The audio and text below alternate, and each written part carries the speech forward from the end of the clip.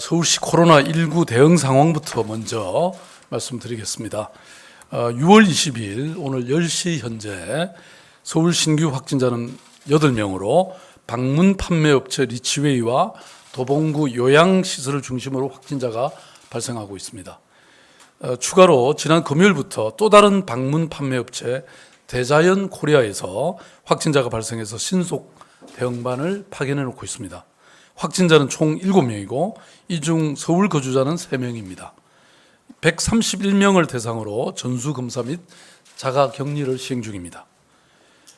지난 2주간 매일 20명 안팎으로 발생하던 확진자가 다소 줄어들긴 했습니다만 최근 특징인 산발적 소규모 집단 감염이 지속되고 있기 때문에 안심할 수가 없는 상황입니다. 그동안 서울시는 노인 확진자가 발생하는 것을 극히 경계하고 병원과 요양시설을 사수하기 위해서 최선을 다해왔습니다. 그럼에도 불구하고 지난 한 달 새 60세 이상 고령의 확진자 수가 10배 이상 늘었습니다. 이에 따라서 중증 환자 비율도 증가하면서 사망자도 2명이 늘었습니다. 또한 감염 경로를 알 수 없는 이른바 깜깜이 환자 비율도 10%를 넘었습니다. 또한 지난 2일부터 현재까지 고령의 확진자가 계속 증가하고 있는 것이 바로 방문 판매 업체 리치웨이입니다. 현재까지 확진자는 전체 196명이고 그중에 서울시가 111명입니다. 크게 증가한 것이죠. 리치웨이에서 촉발된 감염은 이주민 쉼터, 콜센터, 또 부동산 회사, 교회, 어학원 등으로 계속 확산되고 있고 이제는 수도권 이외 지역으로까지 번져나가고 있습니다. 사실 저는 오늘 코로나19의 통상적 상황을 보고드리기 위해서 이 자리에 선 것은 아닙니다. 저는 오늘 매우 무거운 마음으로 비상한 마음으로 시민 여러분께 중대한 보고를 드리기 위해서 이 자리에 섰습니다. 지난 5개월 우리는 한마음으로 코로나19와 정말 잘 싸워왔습니다. 한겨울에 시작된 이 싸움이 봄을 지나고 어느새 무더운 여름에까지 접어들었습니다. 길고 어두운 이 터널을 지나면서 이제 곧 손에 잡힐 거라고 하는, 우리 희망이 손에 잡힐 거라고 하는 그런 생각이 지배적이었습니다. 저도 그렇게 생각을 했습니다. 그러나 지금 서울의 상황은 그렇지 못합니다. 희망적인 말씀을 드리지 못해서 참 저도 괴롭습니다. 죄송스럽지만 지금의 상황을 객관적이고 또 냉철하게 시민 여러분께 말씀드리고 앞으로 무엇을 어떻게 해야 할지 여러분과 함께 방법을 찾아가는 것만이 이 어려운 싸움을 이기는 지름길이다. 그렇게 판단했습니다. 다시 중대한 고비입니다. 긴 터널의 끝은 아직 오지 않았습니다. 오히려 장기전과 2차 대유행의 나쁜 징조들이 서울과 수도권 곳곳에서 감지되고 있습니다. 이태원 클럽발 집단 감염 확산과 그 여파로 물류센터, 방문 판매업체, 종교 소모임 등 수도권 여기저기에서 산발적인 N차 감염이 증가하고 있고 조용한 전파자 역시 증가하고 있습니다. 수도권에서 튄 불똥이 대전 지역 등 집단 감염으로 또한 이어지고 있습니다. 서울이 뚫리면 대한민국이 뚫립니다. 수도권이 뚫리면 지금까지 해왔던 모든 노력이 수포로 돌아갑니다. 서울시는 현 상황을 엄중하게 인식하고 있고 더 큰 위기가 빠르게 찾아오고 있는 것이 아닌지 예의주시하면서 다수의 전문가 의견을 바탕으로 그동안 2차 대유행 차단과 피해 최소화 방안을 찾기 위해서 많은 고민을 해왔습니다. 여러 상황을 면밀히 검토해 본 결과 서울시는 오늘 이후 서울시에서 3일간 일일 평균 서울시에서 3일간 일일 평균 신규 확진자 수가 30명을 넘어서거나 또는 병상 가동률이 70%에 도달하는 등 공공의료 체계에 부담이 될 정도에 이르면 종전에 사회적 거리두기로 돌아갈 수밖에 없음을 말씀드립니다.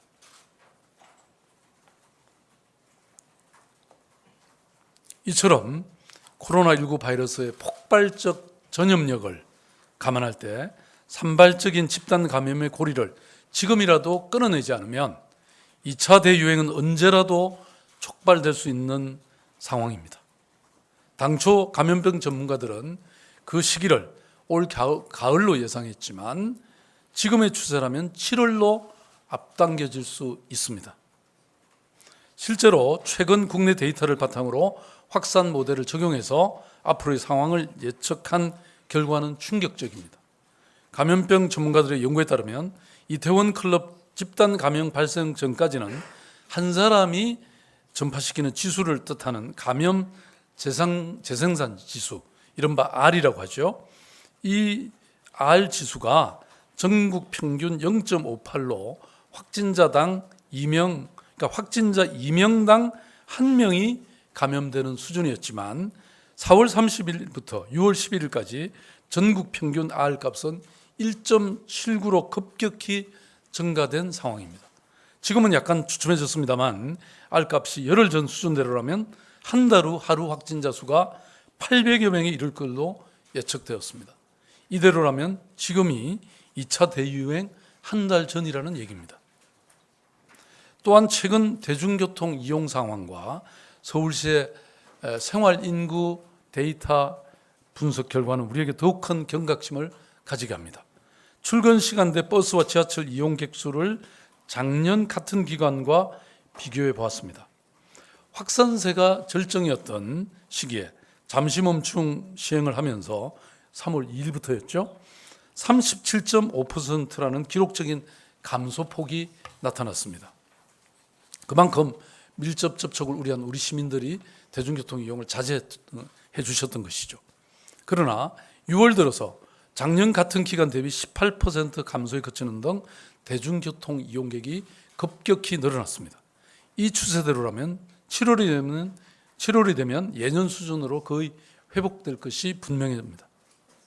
또한 서울시와 KT가 공공 및 통신 데이터를 기반으로 추계한 서울시 생활 인구를 분석해 보았습니다.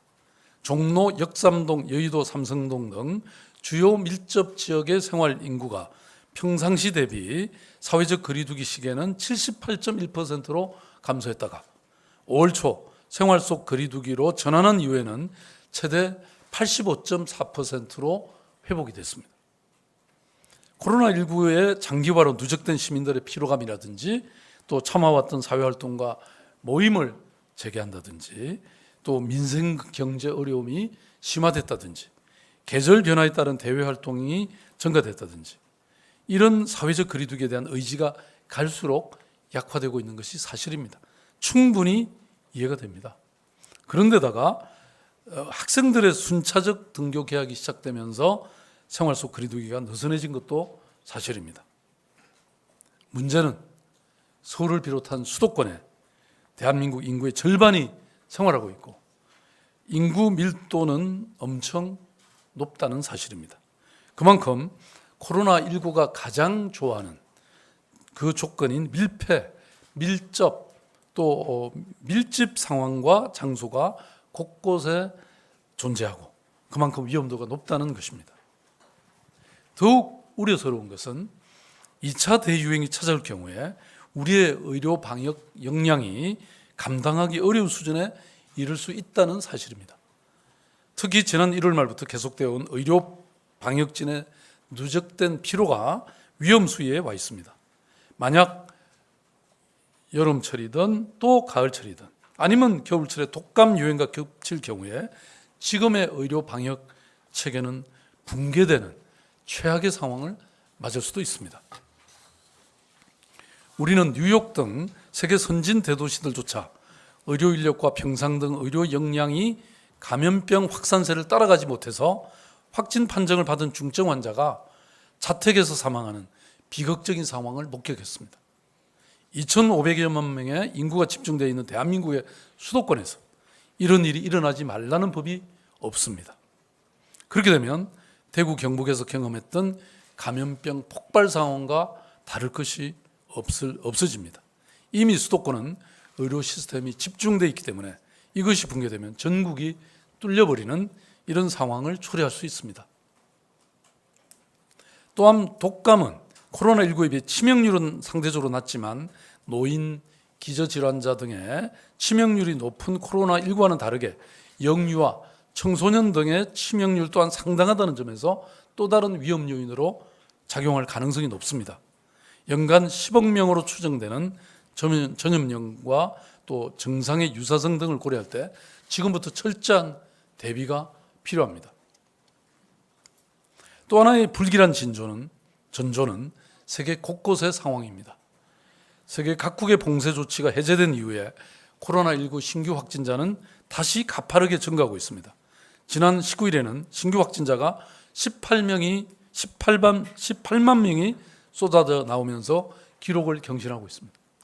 미국은 하루 확진자 3만 명을 다시 돌파했고 브라질과 인도에서는 연일 역대 최다 확진자들이 나오고 있습니다. 중남미의 경우에 20일 만에 확진자 수가 100만 명에서 200만 명으로 2배 증가했습니다. 1일 신규 확진자 수가 1000명이 넘는 국가도 20개국이나 됩니다. 더군다나 코로나를 사실상 종식을 선언했던 뉴질랜드조차도 다시 9명의 확진자가 발생했습니다. 이처럼 치료제와 백신이 없는 상황 속에서 어느 나라도 완벽한 종식은 기대할 수 없는 상황이 됐습니다. 이는 언제든지 해외 유입에 따른 유행이 반복될 수 있다는 증거이기도 합니다. 우리는 이 심각하고 엄중한 경고를 무섭게 받아들여야 합니다. 지금부터 2차 대유행에 대비한 서울시의 계획을 말씀드리겠습니다. 먼저 코로나19 대응 초기부터 중점을 두었던 검사 확진, 그리고 역학 추적, 그리고 격리 치료라는 이른바 3T, 테스트, 트레이스, 트레이트 체계를 강화하겠습니다. 그래서 첫째로는 대대적인 선제 검사를 통해서 감시 체계를 강화하겠습니다. 서울시는 이미 조용한 전파를 사전에 차단하기 위해서 전국 지자체 최초로 선제 검사를 대대적으로 시행하고 있습니다. 서울시는 우선적으로 기숙사 입소 학생 교직원 6,597명, 영어 유치원 강사 등 436명에 대한 선제 검사를 완료했고 다행히 아직 양성은 없습니다. 또한 전국 최초로 일반 시민 대상 선제 검사를 위해 1,000명을 우선 공개 모집했는데 첫날 모집이 완료돼서 시민들의 큰 관심을 확인할 수 있었습니다. 1차 검사는 10월부터 시작해서 총 424명을 검사했고 다행히 모두 음성입니다. 2차 선제 검사는 시민 관심과 참여도를 반영해서 고위험군인 요양시설, 노숙인, 쪽방촌 거주자, 무자격 체류 외국인 등 사각지대를 발굴해서 촘촘하게 실시하겠습니다. 둘째, 감염병 대응과 연구를 전담할 조직과 추적 관리 역량을 강화하겠습니다. 당장 7월에 역학조사실과 방역관리팀, 감염병 연구센터를 설립하겠습니다. 또한 현재 수도권 내 소규모 집단 감염이 전 방위로 확산되면서 추적 속도가 확산 속도를 충분히 따라가지 못하는 상황이 벌어지고 있습니다. 서울시는 확진 환자 발생 시 전문적으로 신속하게 동선을 추적하는 임무를 수행하는 역학조사 요원들의 인력을 대폭 정원하고 추적 관리 역량을 강화할 계획입니다. 셋째, 대규모 집단 감염 발생으로 인한 의료 공백을 방지하기 위한 단계별 대응 체계를 갖추겠습니다. 특히 고령 확진자 증가에 따라서 중환자 병상 확보를 하기 위해서 만전을 기하겠습니다. 이에 대한중환자의학회, 서울시 응급의료지원단과 함께 중증환자 진료체계를 구축하겠습니다. 또한 수도권에서 발생하는 광범위한 지역 감염에 대비해서 서울, 경기, 인천 3개 광역지자체와 중앙정부 간 협력 지원체계 공조로 공동치료병상 운영에 대한 방안도 준비하고 있습니다. 이와 함께 서울시는 무증상 경증 환자를 위한 생활치료센터 그리고 자가격리 시설을 확대 운영하겠습니다. 오늘은 사회적 거리두기로 돌아가는 조건에 대해 말씀드렸습니다. 아직까지는 생활 속 거리두기이지만 지금부터 시민 여러분께서는 사실상 사회적 거리두기에 준하는 경각심과 자제심을 가져주시길 당부드립니다. 사회적 거리두기는 치료제와 백신이 없는 현재 상황 속에서 우리가 이 약삭빠르고 영악한 바이러스에 대응하는 최고의 가장 강력하고도 효과적인 방안입니다. 따라서 시민들께서는 느슨했던 마음을 다잡고 거리두기를 생활화해 주셔야 됩니다. 특히 마스크 쓰기는 생활 방역의 필수이자 의무입니다.